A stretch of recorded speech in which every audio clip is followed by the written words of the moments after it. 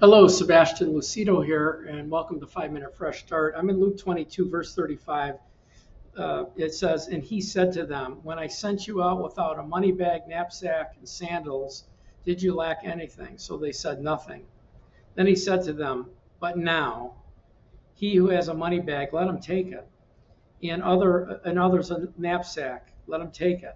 And he who has no sword, let him sell a garment to buy a sword. For I say to you, that which is written must still be accomplished in me." And he was numbered with the transgressors. "For the things concerning me have an end." So they said, "Lord, look, here we have two swords." He said to them, "It is enough." So there seems to be a contradiction here. There seems to be something that's different. I mean, he starts off by saying, "When I sent you out, did you lack anything? A money bag? I told you, don't take a money bag, don't take a knapsack, don't take two coats, don't take sandals. Did you lack anything?" They said, "Nothing." But then he said to them, "But now." So there's a transition here. There's a clear transition of a difference. So what's going on here in this reversal seemed to be, contradiction or reversal of doctrine. And so we need to understand it. But the transition is the key. We have to understand the chronology of this. So the chronology of this is there was the Last Supper. So they're at the time of the Last Supper, the arrest. In fact, this is tucked between Jesus telling Peter that he deny him and going to the Mount of Olives to pray for the cup to pass. So it's tucked right in the center. So Jesus is preparing them for a transition. He's been with them 3+ years. They lived a tranquil life. Jesus provided everything they needed. Jesus protected them. He watched over them. They didn't experience opposition. Jesus did. They didn't experience the persecution. Jesus did. They didn't contend with anybody. Jesus did. So when you look at the Gospels, they lived a pretty tranquil life. Jesus asked them, "Did you lack anything?" "No, nothing." He said, "But now, right now, you're going to experience the same treatment that I'm going to experience. They're going to persecute you. They're going to come against you. They will directly, reject you, give you opposition, and persecute you. But now take the necessary precautions and ordinary precautions to be able to fulfill your missions." Okay.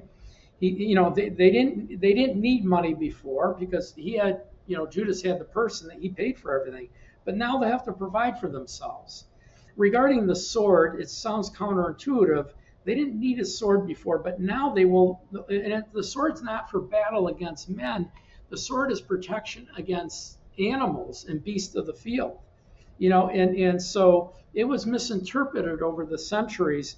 We still walk in love. We still turn the other cheek. We still, nothing's changed about, walking in love. The sword is for not battle or persecution or to defend yourself against the man.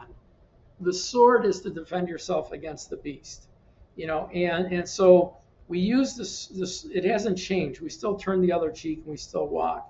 So Jesus is really telling them what's changed is they will go into the world. Remember, Jesus only stayed in Israel. They're going to go out into very harsh, barren areas with lions and bears. And while those things existed in Israel as a very small nation, they're going to go out to the four corners of the earth. And so it's necessary to take the provisions and precautions to go. We need money for ministry. We need, there's things that we need. While they were with Jesus, they didn't need anything. You're coming back. I'm caring for you, but now I'm leaving. I'm leaving and you're going to have to do this on your own.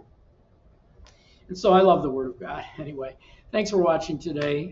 Again, every time I do this, I give you 3 things to do at the close. 1 is share it with everybody to help us build our ministry. 2 is, pray about becoming a partner for $25 a month or more. If we're speaking into your life and joining you on your journey to know God and His Word, we're asking you to join us on our journey to teach God and His Word and to bring the Word of God. Everything in our ministry is free. All of our workbooks and curriculums, it's all free.